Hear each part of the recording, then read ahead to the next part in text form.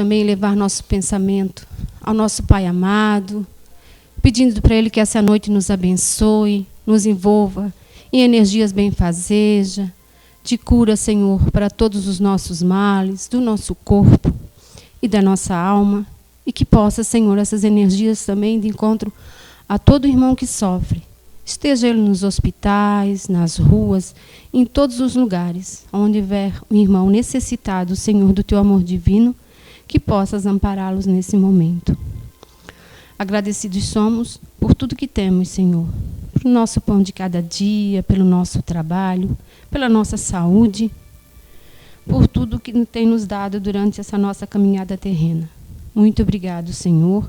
Obrigado à espiritualidade boiamia que sempre nos acompanha, os espíritos amigos dessa casa, tarefeiros do bem, o nosso irmão Anacleto e tantos outros amigos que sempre vêm nos auxiliar.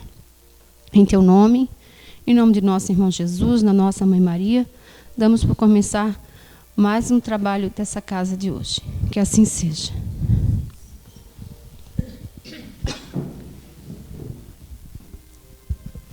Justiça das aflições.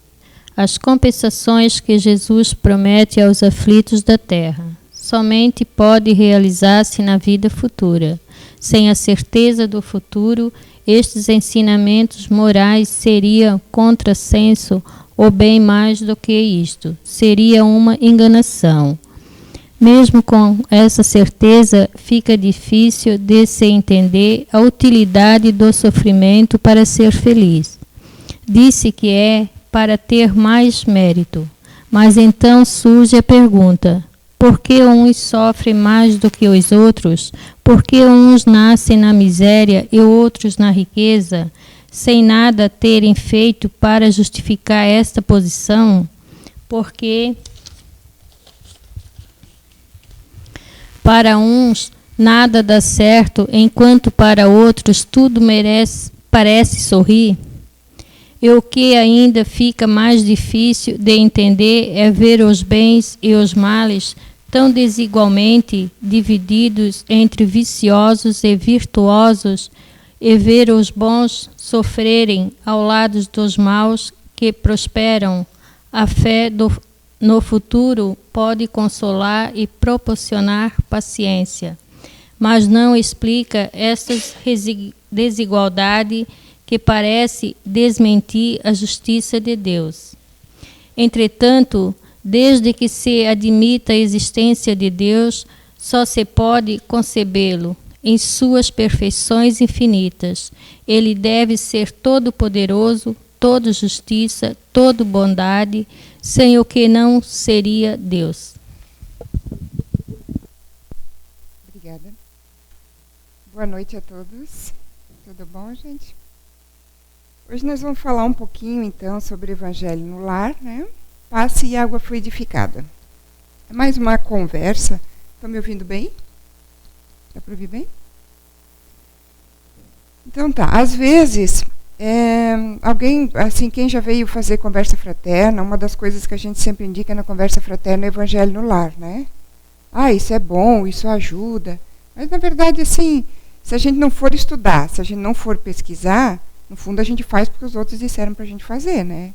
A gente não sabe bem direito por que a gente faz ou como é que funciona, né? Então vamos falar um pouquinho hoje. O Evangelho no Lar, na verdade, não nasceu no Espiritismo. O Evangelho já nasceu com Jesus, quando ele esteve na Terra.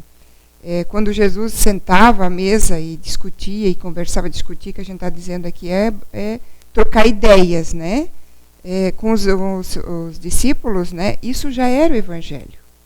E é isso que a gente continua fazendo. Na verdade, a doutrina espírita, ela está levando isso adiante. De repente, outras religiões, de uma outra maneira, e chamam de outro nome, também estariam fazendo, né? Mas não nasceu na doutrina espírita, já nasceu com Jesus, né? Então, o que é o Evangelho no Lar? É uma reunião de família. É uma reunião de família onde a gente escolhe um determinado dia e horário que fica melhor para a família. Um domingo à noite, um domingo de manhã, uma sexta-noite. Por quê? Porque vocês vão cumprir, a gente faz uma vez por semana, e vocês vão cumprir. É um compromisso que vocês têm com a espiritualidade. Então, se vocês vão se reunir domingo à noite, 10 horas da noite, por exemplo, vocês devem se reunir domingo às 10 horas da noite. Porque quando a gente faz uma oração, nós estamos com os nossos anjos da guarda, nossos mentores, nossos protetores, quem está nos acompanhando e nos intuindo nesta encarnação. Mas se a gente quer uma proteção maior, que a espiritualidade também esteja junto com a gente, porque às vezes a gente faz tanta coisa errada que o nosso próprio anjo da guarda já não tem mais o que pedir pela gente lá em cima, né? Então ele também tem um limite para ajudar a gente e para pedir pela gente. Para a gente ter uma força maior, para a gente ter mais espiritualidade boa junto com a gente, é no Evangelho no Lar. Só que os espíritos bons, eles não têm tempo para ficar perdendo, né? Você trabalha muito do lado de lá. Então, se um domingo você faz e no domingo seguinte você não faz, aí você faz mais uma vez, deixa mais um mês sem fazer, essa espiritualidade não vai estar junto, porque eles têm coisas mais sérias para fazer. Se a gente quiser, então, essa proteção maior, a gente tem que cumprir. Aí a gente vai ver algumas questões assim. Esse é um momento que deve ser de paz e de harmonia entre as pessoas da família, ou das pessoas que moram naquela casa e que vão fazer o Evangelho juntos. Por que a gente diz isso? Porque a gente sabe que a gente tem, às vezes, ainda uns entreveros, né, com as pessoas dentro de casa. Afinal de contas, a maior parte das famílias são de resgate, né? São de expiação. Não são espíritos afins, maravilhosos, né? Então, a gente tem sempre alguém lá dentro que, às vezes, as nossas ideias não batem e, às vezes, a gente conflita só por causa disso, mas é um conflito. Então, se houver alguma desavença dentro de casa, se nós trocamos aí, levantamos a voz um pouquinho, teve aí um bate-boca, façam as pazes antes de fazer o Evangelho. E se você não conseguir fazer as pazes, é melhor nem fazer o Evangelho. Porque, tá, vamos deixar isso para lá, vem cá, senta aqui, vamos fazer o Evangelho. Não vai resolver nada, muito pelo contrário. A energia que está emanando naquele momento, ela é tão carregada e ela é tão ruim, que de repente nem os anjos da guarda de vocês estão conseguindo chegar meio perto. Pode ser que eles estejam até bem distante naquele momento. Então, mas está no horário do Evangelho, eu vou perder meu horário, eu tenho compromisso. Bom, a espiritualidade boa vai entender. Preferível você, então, atrasar o Evangelho, ou naquele dia não fazer, mas fazer as pazes com as pessoas da família, com as pessoas da sua casa. Fora isso, sim, se reúnam e façam o Evangelho. Mas temos aí algumas questões. Tem famílias que, apesar de ter várias pessoas morando junto, só um quer fazer o Evangelho, os outros não querem. Façam sozinhos. Quando a família se reúne, normalmente a gente diz para se reunir na sala da casa, por exemplo, né? Mas se você vai fazer sozinho, porque outras pessoas da casa não querem e estão assistindo TV, ou às vezes a gente vem até escondido por centro espírita, né? Pessoas da família nem sabem, então eu nem posso falar em Evangelho. Olha, mas agora você já pode falar em Evangelho. Jesus que implementou o Evangelho. Mas tudo bem. Vamos dizer que não dá, que você tem que fazer sozinho. Faça sozinho no seu quarto. Escolha um horário que você possa fazer o Evangelho e faça sozinho. O que importa é a intenção. Se você fizer com força de vontade, com fé, com perseverança e seguir tiver essa responsabilidade de naquele dia da semana, naquele horário, fazer, a espiritualidade maior vai vir ali. Vai vir na sua casa. E as pessoas que não estão participando do Evangelho, muitas vezes, vão ser beneficiadas pelo Evangelho que você está fazendo. Porque o Evangelho, ele ajuda na casa, ajuda todas as pessoas da casa. Quando a gente faz o Evangelho, a gente cria com defesas magnéticas ao redor da nossa casa. Vocês já devem ter visto alguma figurinha, alguma imagem, alguma coisa assim, de uma casa assim cheia de luz, bem iluminada assim? A espiritualidade nos diz que é assim que fica a nossa residência quando a gente faz o Evangelho no lar. E quando não se discute, porque não adianta fazer o Evangelho hoje e discutir amanhã. A gente sabe que tem pessoas que a gente tem uma convivência que não é fácil, né? Mas a gente sabe também que se um não quiser, dois não conseguem discutir. Então deixa aquela pessoa que está querendo discutir falar sozinha. Deixa, não tem problema. Releve. Quem mais sabe, mais deve ter paciência. Né? Vocês que estão aqui, por exemplo, sabem mais que provavelmente as pessoas que convivem com vocês, mas não frequentam o centro espírita. Então vocês têm que ter mais paciência. Vocês têm que relevar mais. E têm que ignorar mais as questões de desavenças. E façam sozinho. Então, quando não der. Lá em casa somos só eu e meu filho. A gente faz domingo à noite, 9h30. E às vezes eu não chego a tempo, porque a gente tem trabalhos na CEIU também no domingo. Normalmente eu chego. Mas se eu não chegar, ele já está sabendo que ele faça sozinho. Então, se eu não cheguei a tempo. É a mesma questão. Se vocês fazem 3, 4, às vezes dentro de casa, mas um não chegou, ou 2 não chegou, ou pelo contrário, está só um em casa naquele dia, faça do mesmo jeito. Outra dica que a gente dá. Quando vocês estão fazendo, primeiro a espiritualidade espera ver se vocês vão cumprir isso mesmo. Então, depois de um tempo que vocês estão perseverantes, naquele dia, naquele horário, vocês fazem, aí vem mais espíritos bons e começam a ajudar vocês nessa energia, a trocar e limpar a energia do ambiente da casa de vocês ou do local onde vocês estão. Porque evangelho, rapidinho, pode ser feito no local de trabalho também. Se eu trabalho num local que o ambiente é muito pesado. Chegue antes, vá para a sua mesa, para o seu local, baixe a cabeça, mentalize e faça uma oração.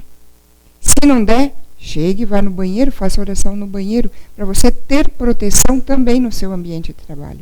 Só que a gente só tem a companhia de mais espíritos se a gente perseverar e fazer sempre, né? Eu trouxe um roteirinho, que é o que normalmente a gente explica quando a gente indica para fazer o evangelho no lar. Se vocês forem pesquisar, vocês vão ver que tem coisas diferentes na internet. Mas esse aqui é o básico. Não quer dizer que tem que seguir 100%. Uma coisa eu já falei, por exemplo, quando a família consegue fazer reunida, normalmente se faz na sala. Mas se você não consegue, porque outras pessoas não querem, né, faça sozinho, faça no seu quarto.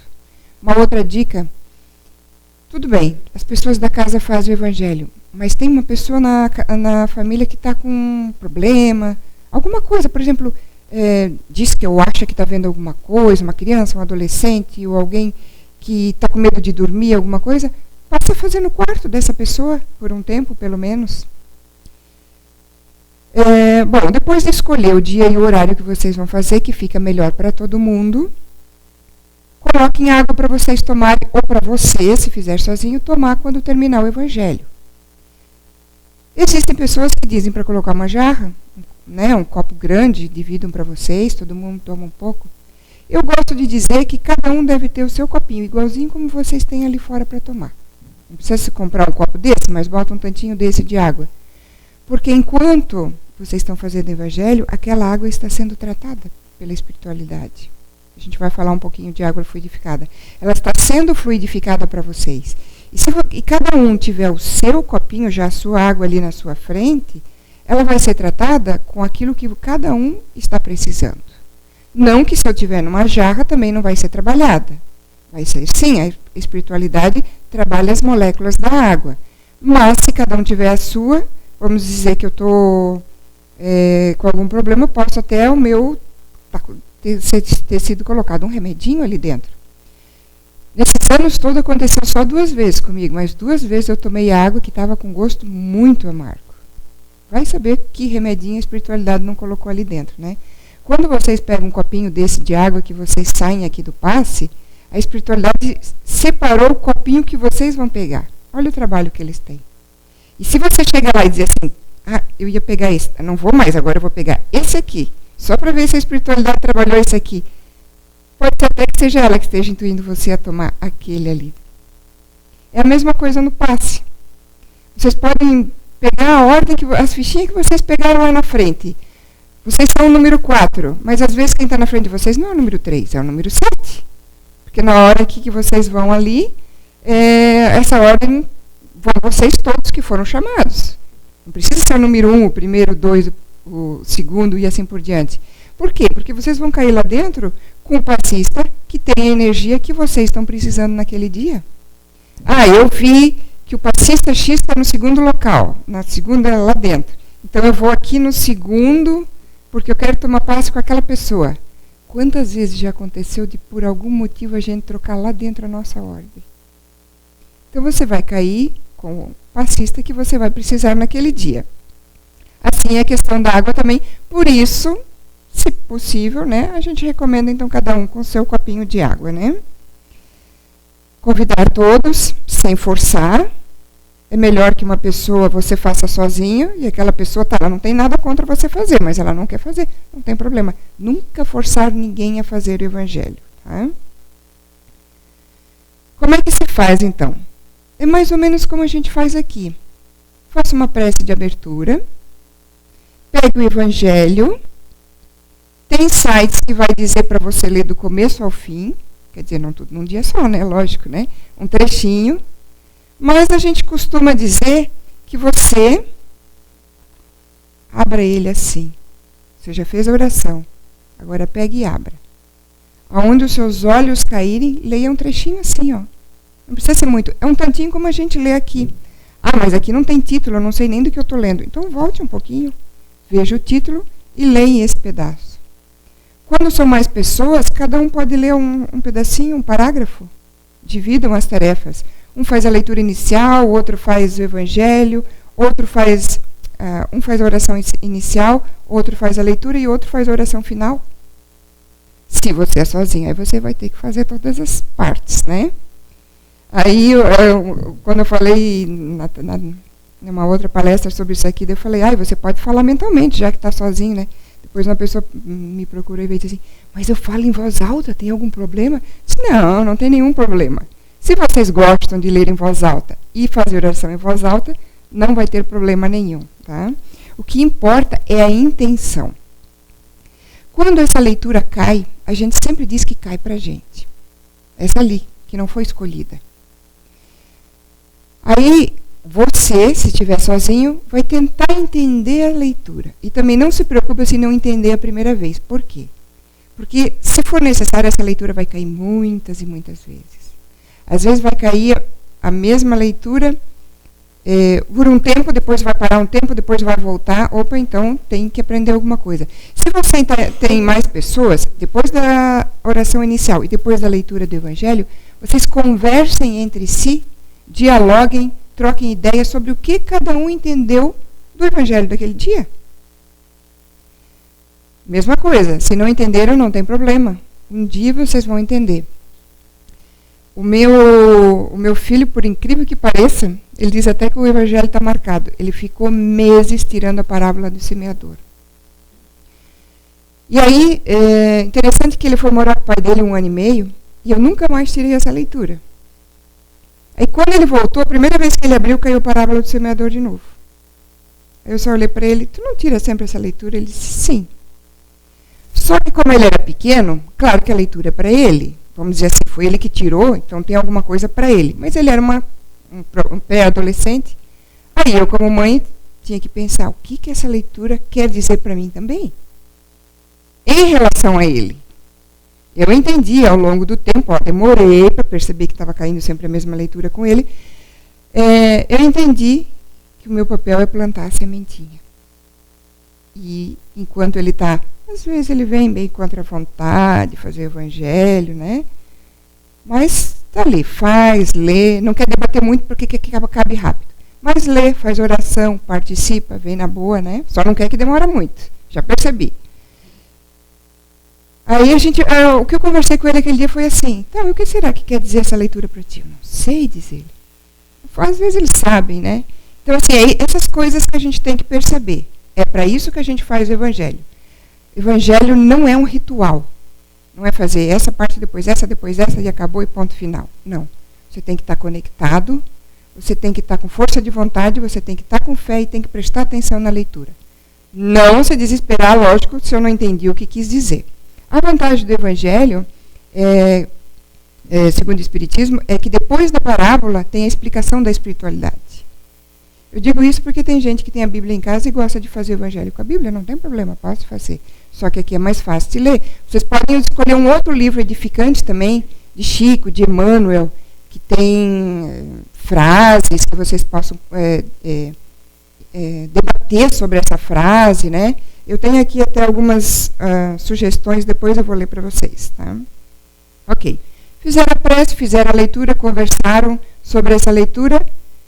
Faço uma prece final. Lá em casa a prece final é como aqui, espontânea. A prece inicial é o Pai Nosso, porque a gente veio da Igreja Católica, gosta dessa oração, então fica a cargo de vocês, né? Terminou, cada um toma a sua aguinha, né? As sugestões de leitura: Fonte Viva, livro Fonte Viva ou Pai Nosso, que é do Chico Xavier com Emmanuel. E do Chico com André Luiz tem Agenda Cristã e tem Sinal Verde. Mas também tem outros livros que vocês podem ler. E com leitura edificante, tá?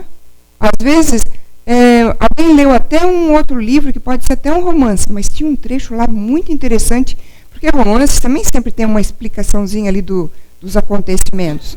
Então tragam, às vezes, lê isso ali e vocês debatem entre vocês daí, né? Tempo de reunião. Tem site que vai dizer que é 1 hora.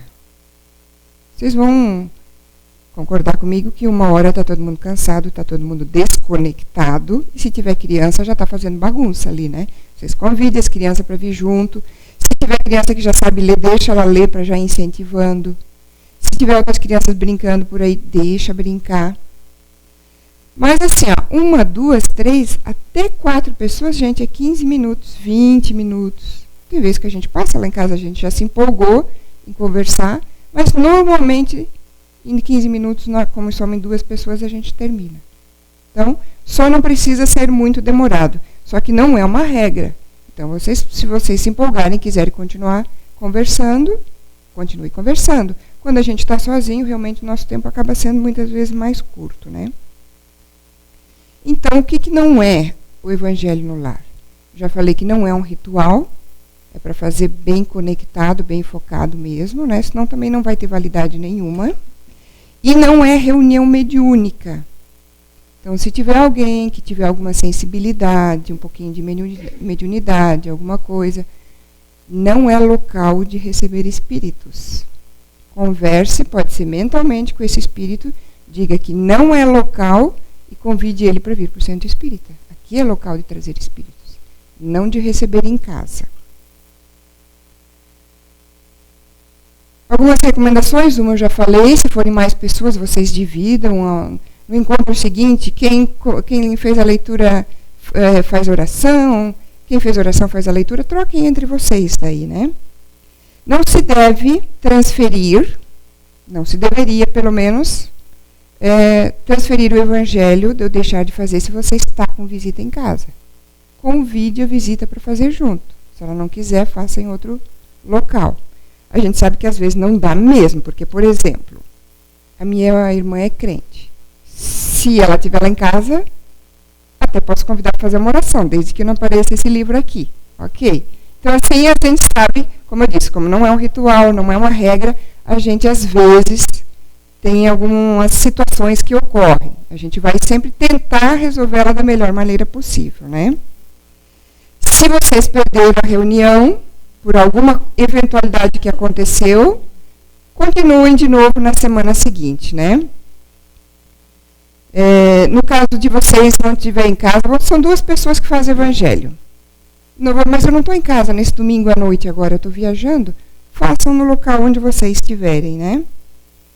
Tomar o cuidado também para não criar polêmica, porque a gente diz que em cima da leitura a gente tem que dialogar, a gente tem que conversar, ver o que cada um entendeu, mas não é aqui ponto de vista. Então não é para discutir, não, eu acho que é esse ponto final. Cada um dá a sua ideia. A discussão ali já acabou com toda a energia positiva que o Evangelho teria dado até aquele momento, né? E tem um site que fala que se vocês quiserem deixar de fundo uma musiquinha baixinha também, fiquem à vontade. Aqui durante a nossa oração a gente também tem uma musiquinha de fundo. Então basicamente é isso, mas o mais importante é vocês estarem conectados e fazerem isso com força de vontade. À medida, com o tempo que vocês vão fazendo, vocês vão criando uma energia positiva para a casa de vocês, vai criando uma proteção, e essa proteção, inclusive, vai se estendendo. Às vezes, os próprios vizinhos de vocês estão sendo beneficiados e nem estão sabendo. É igual aquela luzinha que vai saindo de dentro da casa, assim, na imagem, e vai se expandindo, né? Sobre o passe. O passe também não surgiu junto com a doutrina espírita. Jesus já dava passe. Posição de mãos, né? Eu botava a mão na testa ou na cabeça, né? A gente também trabalha com imposição de mãos. Só que as nossas casas, a CEIU e a CEAM, como um dos nossos focos aqui é o estudo, né? Não sei se algum de vocês está fazendo SOS também. Então, a gente procura sempre estudar bastante. A gente usa outras técnicas também, que vocês, se alguém estiver tomando passe e abrir os olhinhos, vai ver a gente lá mexendo a mão, né? Que não haveria necessidade de mexer as mãos, porque não são as mãos que dão o passe. É o mental. Quantas vezes já aconteceu de, por exemplo, assim, alguém frequenta o centro espírita e tem um parente lá hospitalizado e chama a gente para dar passe. Aí quando a gente está lá para dar passe, chegam os outros parentes daquela pessoa que não gosta do espiritismo. Aí tu não pode ficar lá na maca fazendo o ritual e dando passe. Então, é só se conectar mentalmente e pode dar o passe. O passe é com o pensamento. Por que a gente usa os gestos ainda? Porque a nossa mente não consegue ficar 100% do tempo presente. Então, se vocês sentarem lá e a gente ficar assim, vocês já devem imaginar, já devem lembrar que teve dia que vocês sentaram lá e quando perceberam o passe acabou, vocês nem se conectaram, porque pensaram na conta que tinha para pagar, no problema que tinha lá, né? Então, assim, se o passista também fizer isso, não vai ter passe, na verdade, só vai ter o gestual, né? Então, é uma maneira da gente ficar conectada com vocês, mas não haveria necessidade. O dia que a gente aprender a dominar a nossa mente mesmo, né, ficar ali presente, não há necessidade. Mas a gente trabalha todos os chakras, né, que se fosse falar de chakras seria um outro assunto. Emmanuel traz uma definição sobre o passe. Ele diz assim, ó, que é o equilibrante ideal da mente e é o apoio eficaz de todos os tratamentos. Ele compara o passe ao antibiótico e à asepsia. Ou seja, faz uma limpeza no nosso organismo, tanto físico quanto espiritual, e ele trata também, né, o antibiótico. Então, se a gente tem alguma coisa, ele pode estar tratando. Lógico, a gente sabe que a gente tem o passe de tratamento também. Né, casos de pessoas doentes ou alguma coisa assim também.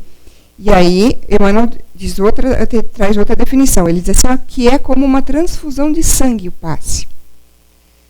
Ele representa uma renovação das forças físicas, é uma transfusão de energias psíquicas, com a diferença que os recursos orgânicos são retirados de um reservatório limitado. Né? A transfusão de sangue tem um reservatório limitado. Se ninguém mais doar sangue, não vai ter mais transfusão de sangue. Né? Enquanto que o passe é uma transfusão psíquica, né, de energias, esse é um reservatório ilimitado.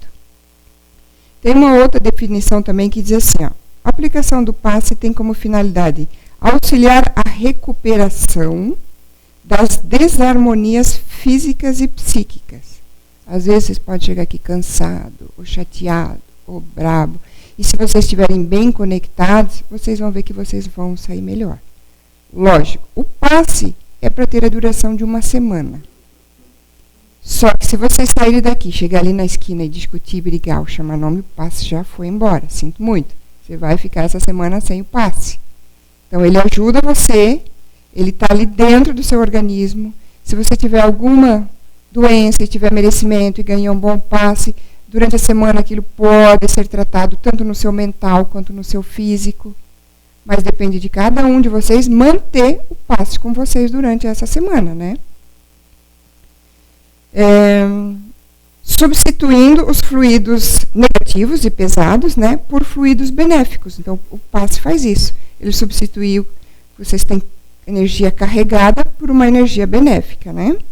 Equilibra o funcionamento das células e tecidos lesados, Aí isso é mais no passe de tratamento, né?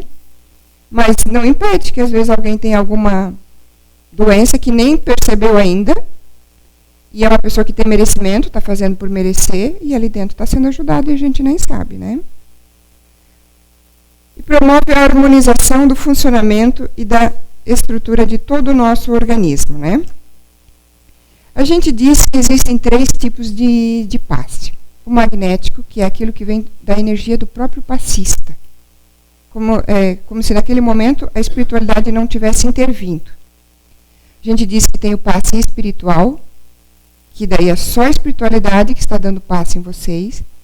E a gente chama de passe misto, que é, através da espiritualidade, a espiritualidade usa a gente para dar o passe em vocês. Então, vem a parte da espiritualidade e vem a nossa. A maior parte dos passes são assim, são mistos, com a energia do passista e com a energia bem sutil da espiritualidade. Agora, o passe espiritual, vocês podem estar tomando, inclusive, quando vocês estão fazendo o Evangelho no lar. Se vocês estão ali conectados, vocês têm tanto a água fluidificada se formando ali, aquela água está sendo fluidificada, e vocês estão recebendo ajuda da espiritualidade assim também. Tá?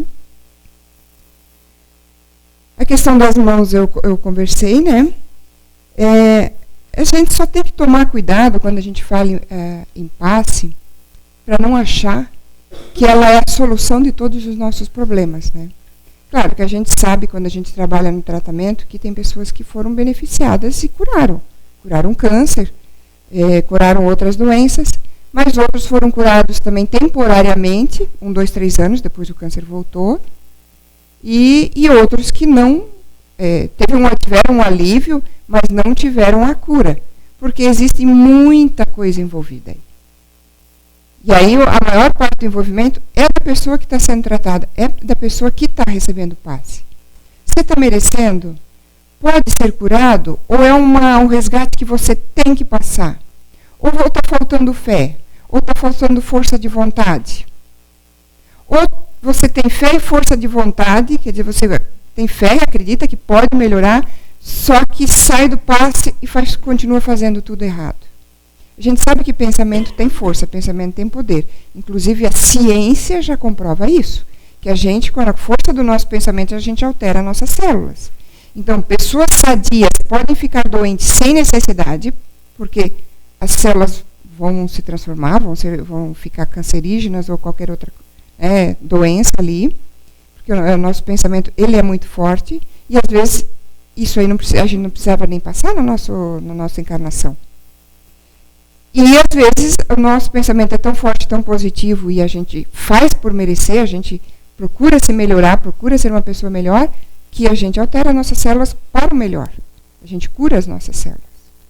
Né? Então a nossa cura depende sim de cada um de nós. O Evangelho ajuda, a água ajuda e o passe ajuda. Mas não resolve se a gente não se modificar os nossos pensamentos e as nossas atitudes, né? Não sei se aqui costumam dar passe coletivo, às vezes para a palestra do Zé, né, quando é mais comprida, né? Então vocês não se preocupem quando tiver passe coletivo, que passe coletivo também é passe. Vocês estão recebendo passe, sim. Tem casas espíritas que só dão passe coletivo. E às vezes o passe coletivo é capaz de ajudar mais do que aquele passe individual. Porque ali é menos tempo, e se você não se conectou no tempo que estava ali, que passe você recebeu? Porque tem que haver uma conexão. O passista tem que estar preparado. Ele tem que vir com vontade de trabalhar, tem que se doar naquele momento, no dia que está aqui. Mas a pessoa que senta lá, que são vocês, que são os receptores, vocês também têm que estar conectados. Não adianta entrar lá e ficar pensando nos problemas. O horário que vocês estão aqui é muito curto. Então, procurem deixar os problemas lá fora. Vocês vão resolver eles depois, vão atrás deles depois. Deixa as intrigas, deixa as desavenças. Quando vocês estão aqui, se conectem com a espiritualidade. Enquanto vocês estão aqui assistindo a palestra, o anjo da guarda e os espíritos, os mentores desta casa já estão ajudando vocês.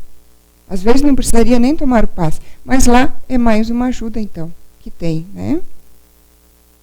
Uma vez me perguntaram se devia cruzar ou não cruzar os braços, né? Isso independe. A medicina diz que se a gente está de braços e pernas cruzados, o sangue não flui 100%, né? Fica meio trancado. Então, vamos partir do mesmo princípio que os fluidos energéticos também vão passar melhor se você está relaxado. Porque relaxar o corpo acaba relaxando a mente também. Mas se você tiver de braço cruzado, também não vai ter problema. Você vai receber o passe do mesmo jeito, tá? Lembrando também que passe também não é reunião mediúnica. Então, também não é local de receber espíritos. Se alguém tiver alguma sensibilidade, tiver alguma mediunidade, conversar mentalmente com esse espírito, que lá não é local. Se houver uma manifestação desse tipo, a nossa casa, tanto a CEIU e a CEAM, a gente tem a responsabilidade de nem continuar mais o passe. Ou a gente para, se tiver no final a gente espera um pouco, senão aquela pessoa teria que sair da sala, porque lá não é local de receber espíritos mesmo. Local de receber espíritos é na casa espírita, sim, mas é num trabalho mediúnico, numa reunião mediúnica, que não é o caso ali na hora do passe, né? Sobre a água fluidificada, gente, eu estou falando só um pouquinho de coisa, tem muita coisa sobre esses 3 assuntos, se vocês quiserem pesquisar, ler, procurar livros, né? Tem muita informação. Sobre a água fluidificada, a própria ciência já sabe que a gente consegue alterar as moléculas da água. Tem um japonês chamado Masaru Emoto, você já deve ter ouvido falar dele, ou visto fotos, que ele fez uma experiência com água, tanto de falar palavras, como de botar música e como de fazer oração. Então ele bota lá um copo d'água, por exemplo, e aí ele fala, ou deixa uma música tocando, ou ele fala palavrões para aquele copo d'água, ou ele faz uma oração para aquele copo d'água. Depois ele congela e tira foto, olha com o microscópio e tira a foto, né? Então, assim, uma gota d'água, uma molécula de água de um rio sujo, ela tem uma foto, uma figura muito feia e escura. Se vocês verem de uma nascente, que a água está limpa e cristalina, vocês vão ver que parece até uma estrela branca assim do Polo Norte. Se vocês procurarem, vocês vão achar. Então, assim, se colocar uma música calma, tranquila, fica uma fotografia linda. Se botar um heavy metal pesado, lá, uns rock pesado, ela vai ficar assim, meio esquisita, toda esburacada, assim, né? Se você fizer uma oração, ela vai ficar bonita também. Se você disser palavrão, ela vai ficar com uma imagem feia. Então, já está comprovado que se pode alterar a molécula da água. E essa água que vocês trazem aqui para essa garrafinha, que vocês deixam aí para fluidificar, depois levam para casa, é para tomar um copinho todo dia, dá certinho uma semana, né? Essa água ali, de preferência, façam também que nem no Evangelho. Não traga uma garrafa grande para a família toda. Traga uma garrafa para cada um. E bota o nominho de cada um. Porque a espiritualidade vai trabalhar ali as moléculas e vai alterar para aquilo que cada um, que tiver o nominho da garrafa, tiver precisando naquela semana. Essa água realmente ela faz maravilhas, como se diz, dentro do merecimento e da necessidade de cada um, né? No livro Nosso Lar, André Luiz diz assim, ó, sabemos que a água é o veículo dos mais poderosos para os fluidos de qualquer natureza. Aqui na colônia, né, ele fala assim, aqui ela é empregada sobretudo como alimento e remédio, né? Emmanuel fala o seguinte também, a água pode ser fluidificada, de modo geral, em benefício de todos. Todavia, pode ser em caráter particular para determinado enfermo, é aquilo que eu digo, a garrafinha de cada um. Não é necessário estar enfermo para isso, né? E nesse caso, é conveniente que o uso seja pessoal e exclusivo, né? Uma vez a gente teve um caso lá na CEIU, que a esposa de um senhor não acreditava, né? Ela vinha na casa, ele não tinha nenhum problema com isso, deixava ela vir, mas ele não queria vir. E ele tinha muito tempo umas feridas na perna, que ele já tinha ido em tudo quanto é médico, e aquilo não curava. Aí ela disse assim, eu vou levar uma garrafinha de água para ele, né, ela deu para ele lavar isso. Bom, por questão de merecimento, ou não, ou por necessidade de fazer alguma coisa para que ele viesse para a casa espírita. Bom, a questão a gente não sabe, mas a espiritualidade trabalhou. Mesmo ele não acreditando, ele lavou as pernas com aquela água e curou aquela alergia, aquelas feridas que fazia anos que ele tinha. Claro que daí ele passou a frequentar a casa, ficou muitos anos frequentando, agora faz um tempo que não vem mais. Isso depende de cada um, né? Aquilo pode ter, a espiritualidade pode ter feito isso para chamar ele para casa, né? Quer dizer que toda água que ele for levada para ele, então, vai curar as coisas dele? Não. A partir do momento que ele está na casa, ele está aprendendo, ele também tem que se melhorar, tem que se transformar. Às vezes a água é levada e não ajuda a pessoa, porque ela não tem o merecimento, ou porque ela precisa vir, ou porque ela está precisando se esforçar um pouquinho mais, ou porque ela precisa praticar um pouquinho mais a fé dela.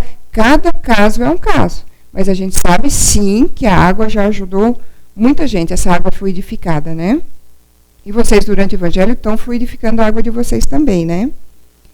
Então, ocorrem alterações, sim, nessa água, né? Para cada pessoa, essa alteração vai ser específica, porque o que a pessoa está precisando.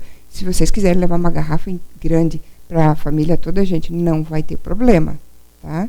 A espiritualidade vai trabalhar do jeito dela, do jeito que ela conseguir, né?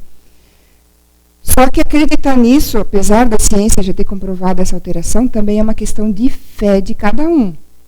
Porque essa alteração é uma coisa que, tirando essa pesquisa do Masaru Emoto, a gente não vê essa alteração. Você vê aquela garrafinha, você trouxe, você botou ali, você está levando ela igual a princípio. Então, é uma questão de fé também de cada um, né? Para finalizar, então, o tempo passa rápido, né? Questão da fé, a gente trabalhar. Fé quando estou tomando passe, fé quando eu estou trazendo a minha garrafinha e estou tomando aquela aguinha da garrafinha. Fé quando eu estou fazendo o meu evangelho. Força de vontade para a gente mudar o que tem que ser mudado. Não importa os outros, a gente não consegue mudar a vida dos outros, a gente não consegue alterar, fazer com que os outros mudem. Cada um vai mudar quando estiver pronto para mudar. A gente veio aqui nessa encarnação para fazer a nossa parte. Cada um de nós tem que fazer a sua parte, né? Então, fiquem agora com o passe, né? E seria interessante se quem puder, quem tiver internet ou quem quiser pesquisar livro, não sei se de repente até na nossa biblioteca a gente consegue achar alguma coisa, né, nesse sentido. Tem muita coisa para pesquisar sobre a água, sobre o passe e sobre o evangelho no lar. Mas assim, façam os três, tome o passe, tome a água, faça o evangelho e continue no dia a dia de vocês se esforçando para a melhora de cada um. Que essa é a nossa grande missão aqui na nossa reencarnação. É a gente se mudar, é a gente se melhorar. Não mudar os outros. Ok? Obrigada.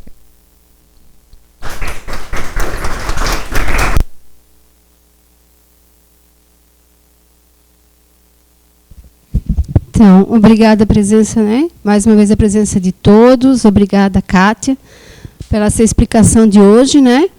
E como ela acabou falando, então, vamos nos preparar para o passe, né? E conseguir, então, nos conectar, né? Pedindo ao Papai do Céu o que a gente precisa, o que a gente quer, né? Para poder receber essas energias no passe.